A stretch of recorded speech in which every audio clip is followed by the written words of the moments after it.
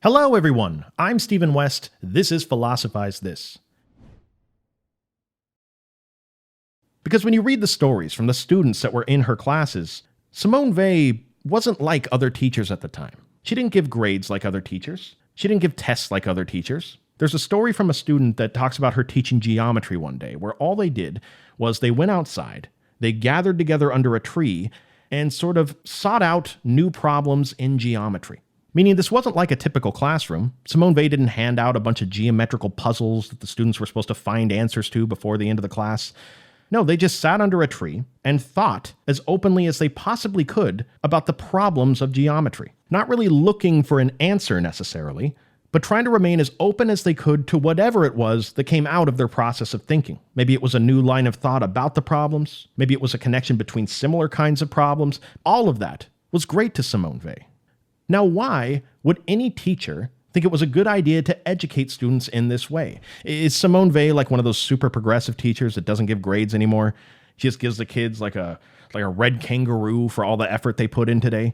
No, it wasn't about that. It was much more about teaching in a way that doesn't inherently limit the way the students orient themselves towards problems in general. In other words, it was about not destroying the students' ability to think openly by fixating them to an agenda where they're always searching for an answer to the problem. Because that's how it typically is in school, right? You're given problems to solve, you search for the answer to those problems, you memorize the answers, and then you're tested at the end of the week to see how many answers you've memorized.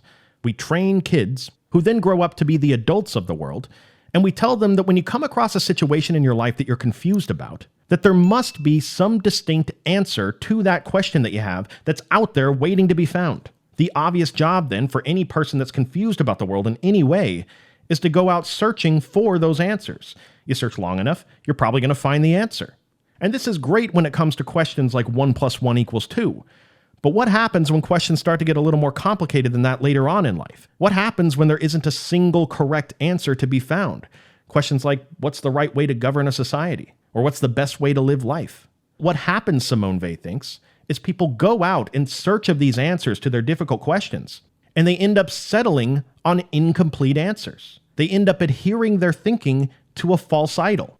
They've been so conditioned to search for the answer to whatever problem they have that anything that even seems to them like an answer, well, looks like I found the answer. That there, folks, is the end of my education on the matter. Now my life becomes about defending my answer, which at this point now has just become my position, and I'm going to vehemently defend my position against all the wrong answers and dumb positions that are out there.